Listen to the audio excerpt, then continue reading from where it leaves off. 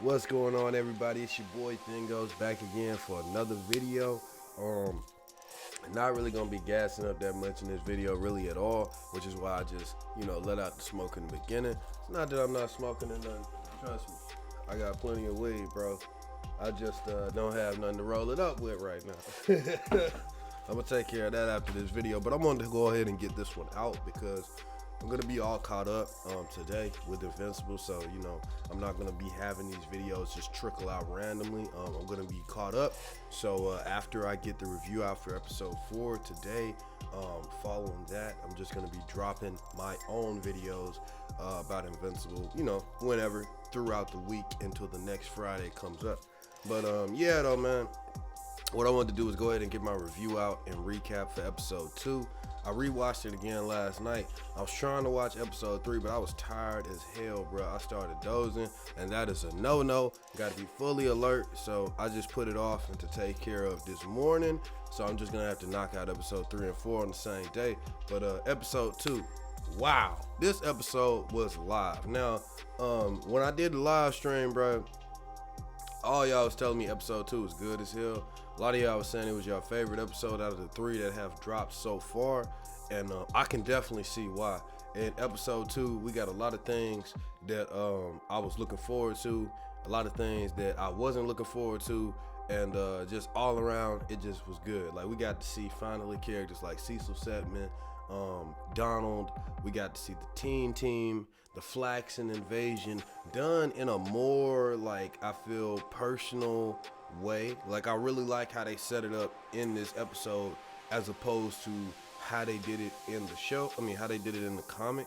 I really liked how they changed that shit up, man. The Flaxens, they felt like definitely more of a threat, and the whole scene at the end, oh my god, I don't want to fast forward that far, but yeah, so quick little recap. It picks up directly after what happened at the end of the first episode. I mean, there's another weird scene with John Hamm's character as that security guard at the very beginning. It's kind of funny because it shows the Burger Mart trash bag landing like right next to him and his stepson, and it's like the bag almost hits him.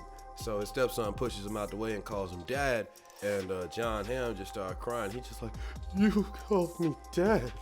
Oh, and I'm sorry, man. Like, I know that's supposed to be, bruh probably set up. Maybe he gonna become a villain later or something like that. I just think it's weird that they giving him so much time. And I'm not opposed to characters that we don't know who they are getting a lot of time because it's set up for later. But I don't know. It's just the way they're doing it with him. I'm not feeling it, bro. Like, the first episode was, you know what I'm saying? That was all right. Because I thought that was the only scene we'd have. And, you could take it or leave it. It wasn't really bad. Wasn't really good. But this scene just really felt out of nowhere. Only thing that made me not mind that it was there is the fact that the Burger Mart bag almost smashed that nigga. I thought that was funny. And it was a connection to the last episode. I wonder what happened to that ugly ass British dude, though. That was preach. Well, no, you know what? He didn't get hit by the bag. He got hit by the graduation hat. Like, once he was preaching in front of the bag and shit. So, I hope they still keep that scene in there. But yeah, so it starts out with another scene with John Hamm, and it follows directly after what happened in the following episode. So we get to see the bodies of the Guardians of the Globe. I'm talking about, bro, they got destroyed. You just see the brain marrow, the eyeballs. I think one of them gets stepped on. You get to see like chunks of their entrails just hanging out.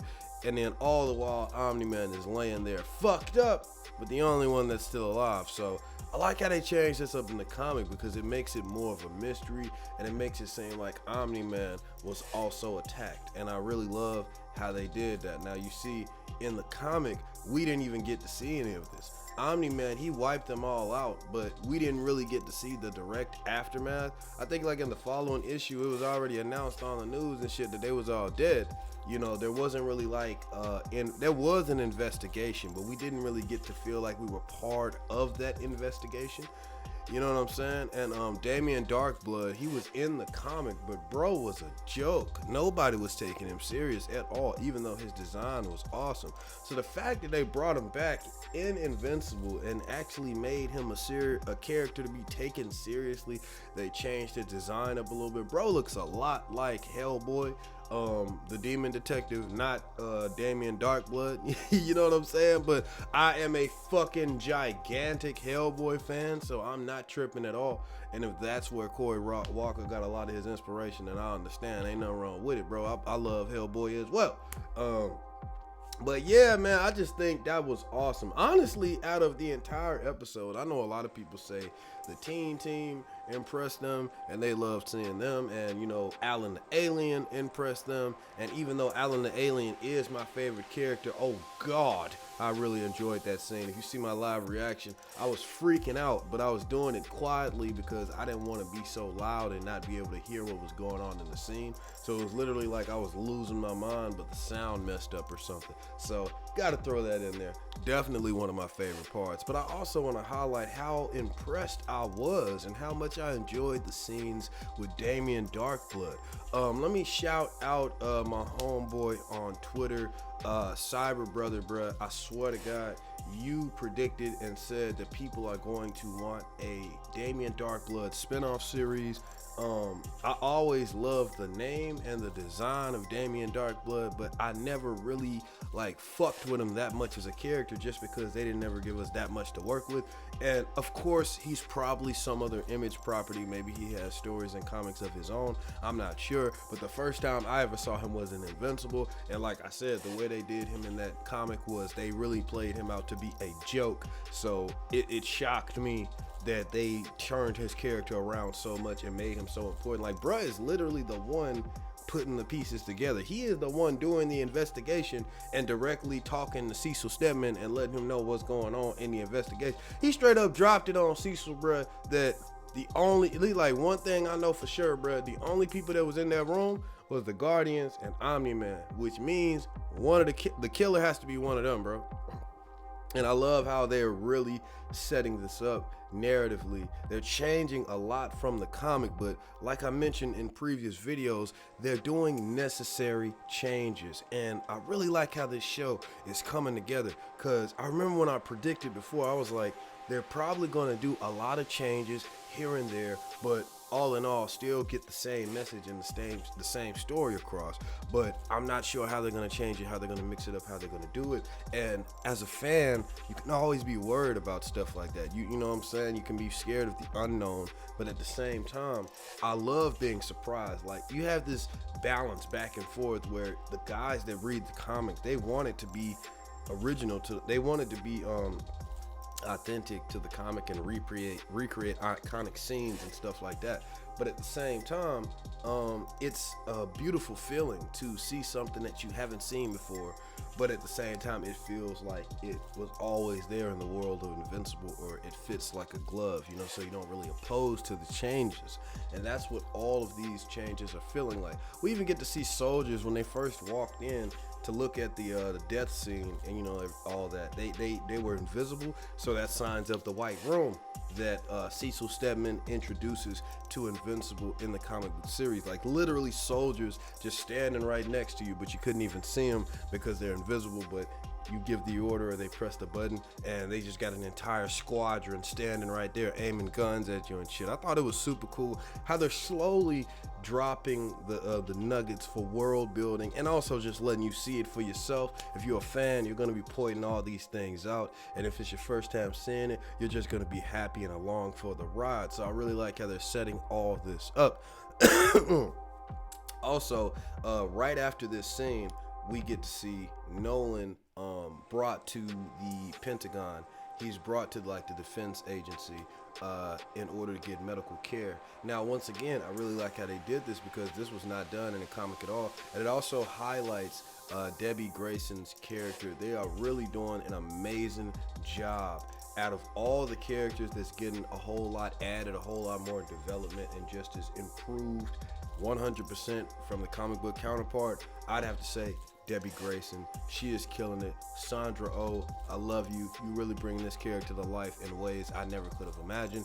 And props to the writing team and who's ever in charge with changing this character, because like I said, you're making Debbie Grayson 10 times better than she ever was in the comic book. Just the fact that you can see how much she cares about her family, how much she loves Omni-Man. She wants to support him. She wants to be there to help nurse and care for his wounds, and she wants to stay there at his bedside until he is conscious. It just really highlights how much she loves her husband and her overall family, and it's just gonna twist the knife even more when Omni-Man does that inevitable change later on in the season and betrays his family and the world. I cannot wait to see Sandra Oh's acting and Maggie Grayson's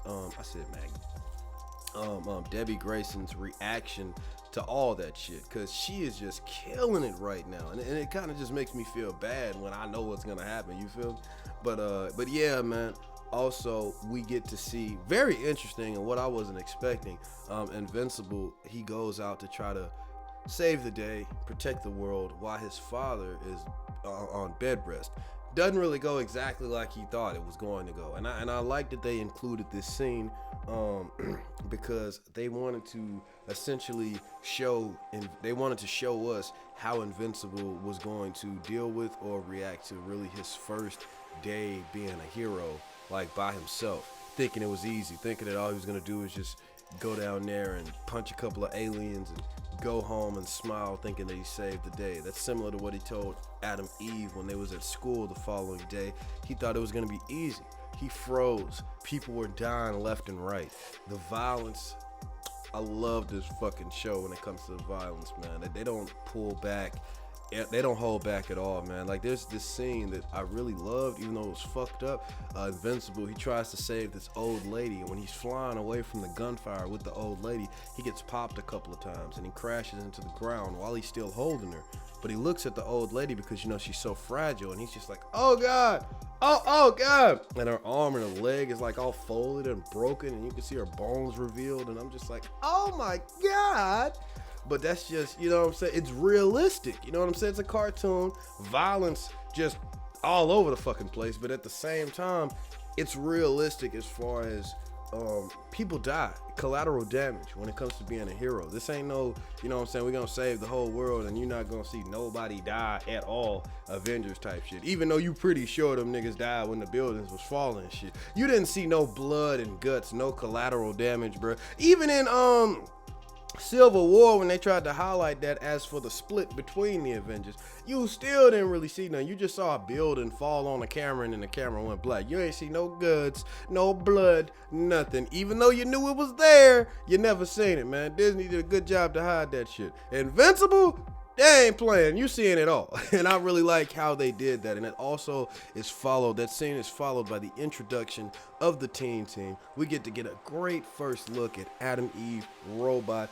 Rexplode, and Duplicate. And I have to say, all of them did an amazing job as far as the performances and bringing the characters to life. Like I said, everybody was acting like how I would picture them acting anyway. You know what I'm saying? Especially Rexplode and Robot. They did an amazing job. Zachary Quinto, bro, shouts out to you for sounding so robotic like I knew you were going to sound. Told everybody I knew you was going to do a great job, and Robot's one of my favorite characters. So seeing him done in such a great job for his first appearance, I can't wait to see all the other stories that we have attached to this character brought to life. Same with Rexplode. I cannot pronounce the guy who plays his name. I think his last name is something I can't pronounce. I think his first name is Jason, but bro is doing an amazing job with Rexplode. Love him as well. He's another one of my favorite characters. And just once again, to see all this happening, all these characters just finally coming to life and moving without me having to turn the pages, and voices coming out their mouths that sound like they belong to them. Like, this whole thing is just, oh my God, it's up! I love it, man. I love the Invincible animated series. It just continues to keep getting better and better, and episode 2 is definitely indicative of that. Now, wait, hold on a minute. I have a phone call. Hello? Scam. I already knew. But yeah, man, so he meets the teen team. Next day at school, it's also a pretty good scene because he actually goes to his father's bedside and he sits there crying, feeling bad because he froze up during his first day trying to save the world or stop that alien invasion. A lot of people died I think Cecil Stedman said 326 or something like that when he was talking to Robot. He was telling him that he did a great job, but at the same time, it wasn't a victory because so many people died. And it was just a great scene. You know, I really love how they're doing Cecil Stedman as well. I know it's going to sound like I'm just saying I really love, but I do! I do! Okay? You gotta watch this shit to understand. You gotta read the comic to understand how beautiful this shit looks. Seeing all these characters that I have been reading for years brought to life. Like, bro, they're ripping the pages off and they're putting them on the screen. They're putting other stuff there as well. But it's doing such a good job, my friends. Such a good job. Such a good fucking job, man. Damn. God, bro, I love this show, bro. Anyway, so next day at school, we get to see a good moment between Mark and William. Honestly, it just shows how good of a friend William is. Bro, I do not mind the change at all. He's starting to grow on me a little bit. But yeah, Mark, he sees Adam Eve at school, instantly recognizes her. I mean, she doesn't wear a mask. Nobody acknowledges that. Like, I don't know. I mean, maybe they all know and don't care. I don't know. It's just funny as fuck. You know what I'm saying? And apparently Invincible's mask is good enough because nobody's making a joke about how they just know who the fuck he is. If William doesn't just look at Invincible and see him with the costume and just be like, dude, why you didn't tell me you was a hero, bro? Man, I'm gonna be so fucking mad, bro. I hope they put that shit in there, man. But he might not even get out of the whole first season, the way they setting it up and the way they pacing it out. He might be in college the whole first season and then don't go to college until the second season. But I don't know, because in the trailer we get to see him slapping the shit out of D.A. St. Clair, and that don't happen until he in college. So I don't know, man. I'm getting sidetracked. But anyway, good talk scene with William where he was showing his support and asking him if he needed anything, because Mark told him that his father was attacked and he was the one doing the attack. And I'm sorry, my boy, but he just told William that he was attacked. Once again, I have no idea how William doesn't know his dad is Omni-Man. Did he just not meet the nigga? How long have they been friends? I don't know. But yeah, he tells him he's sorry and everything, and if there's anything he can do. Really enjoyed the scene, but I enjoyed it even more when Mark went over to Adam Eve and he tried to talk to her, and he pretty much wanted somebody to talk to another hero about what happened on his first day on the job, how he froze, how so many died. And I really just love the conversation between Mark and Adam Eve. It's beautiful, and it lets you see how good they play off each other, their chemistry, and with everything that that's going to happen in the future. They're getting together, they're getting married, they're having a child, Tara, all that. They just have a long journey ahead of each other, a long road, and the fight together with Conquest, like it's a lot of stuff on the way. And I just really love how they're doing Adam Eve and Mark's relationship when they first met each other, when they first talked. It just felt like it worked. I really enjoyed it. I was just cheesing, as I was watching them talk. And it was a good scene to have her be the one to calm him down and kind of like reassure him about this whole superhero lifestyle. She invites him to come to the team's base after school. He does. We also get to see a couple of things, a couple of seeds being planted for, what's her name? Amber wanting to talk to Invincible and stuff like that. She gets a little jealous. She thinks that he's going out with Adam Eve, which he's not, but he will in the future. But so she's kind of like looking at him. She like, hey, bro, like she even went to go talk to William. She like, is he talking to Adam Eve? Because I'm trying to see what's up, bro. And then William, being the awesome friend that he is, he was like, shit, I wish. Well, actually, you know what? I don't wish. I was tripping. You want a number? Let me write this number down for you. I love that scene. You know what I'm saying? Just little stuff like that, making me enjoy William more and more, and just the whole narrative overall. You know what I'm saying? Having little moments like these. But so we get to go to the team's hideout. We get to meet them all close up. Duplicate, Rexplode, Adam Eve, Robot, and that scene was amazing. Really highlighted each one of the characters, who they are, how they act. Rexplode stole every line that he said exactly like I thought he would. Following scene, we got Invincible talking to his father while he's still unconscious, letting him know about his day and the people that he met and stuff like that. Also talking to his mom a little bit. So all in all, this episode is just paced really well, just showing you new characters, also with that underlining mystery plot thread going on behind the scenes, and yeah, just continuing to expand and do world building with these characters being introduced. We have the Flaxians. They come back for a second invasion. I really like how they had this one Flaxian soldier be like the proxy for all the other Flaxians. Like, he kept coming back with all of the invasions, and it was always focused on him, and every time he came back, he was stronger and stronger. And the third time he came back, he had on like this strong ass mech suit, bro. And man, it was crazy, bro. I like, damn, bro. Like, I just love how they did it, because see, the first time he came to invade, Invincible smacked him with like this little rebar that was connected to some cement that we saw in the trailer and stuff. Fucked his eye up, gave him like a scar, right? The scar stayed there. Second time bruh came back, he had this epic ass scar and shit, but he had like this cape wrapped around his neck to show like he was like some kind of king, or he had rose up in the ranks or something like that. The fight was a whole lot better. You progressively got to see the Flaxians get stronger and stronger every time they attacked Earth. But the main thing that they had to deal with was the fact that they age quickly, so they had to come up with some way to make sure that they don't age. So they put on these wristbands when they came back the second time, and it really helped them out. They was damn near about to win again. But Invincible, he lost his fucking mind. Like, they literally subdued all of the team. But when he saw that the leader of the Flaxians was about to take out Adam Eve, he lost it, charged at him. We really got to see a little hint of the rage highlighted. And I love when Mark loses his mind. I love when Mark and Nolan lose their mind when they get angry. It's some of the most epic, violent, most just, oh God, fight scenes that you have ever seen in a comic. Conquest, that whole fight was done when Mark was at his peak of anger, and you are going to see how amazing that is. So I like how they put like a little seed, like a little highlight, focusing slightly on the potential of where that could lead with his anger when he loses it, tackles the leader of the Flaxian soldiers on the ground, and he just punches him over and over and over and over and over again several times, but he still manages to survive. They leave because they find out about the wristbands, and they take him out. And when they come back the third time, this nigga isn't playing. He got like this big ass mech suit.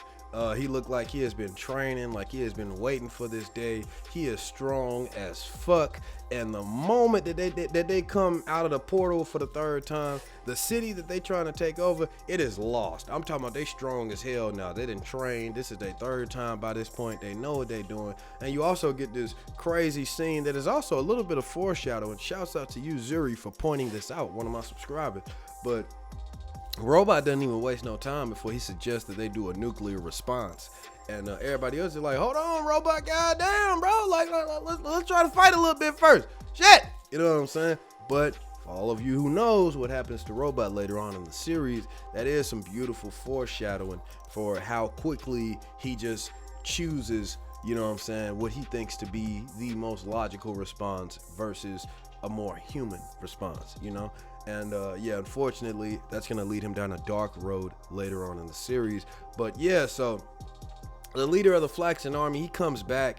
He just starts wrecking shit. Bruh just has something to prove. He's salty as fuck. He mad at Invincible for the 2 times he didn't blacked his ass. So he just got Invincible, punched the shit out of him, made him fly through buildings and fly through a bridge and shit. Then he just jumped hella high and just came down and just landed on top of Invincible, cracking the ground because he landed on him so hard. Then just started punching him over and over like, nigga, bitch ass nigga, you beat me one time, nigga. Then I had to wait some years. Then you beat me again, nigga. Like, fuck all this, nigga, bitch ass nigga, nigga. I'm talking about just start beating the shit out of Invincible, bro. Like, Invincible was going to die. He was going to die if his dad didn't wake up and come to help him out. Now, earlier on in the episode, his dad did wake up. Invincible was happy, hugged him, talked to him, stuff like that. But his dad, he's still recovering and everything. So he's not out there saving the day or nothing like that just yet.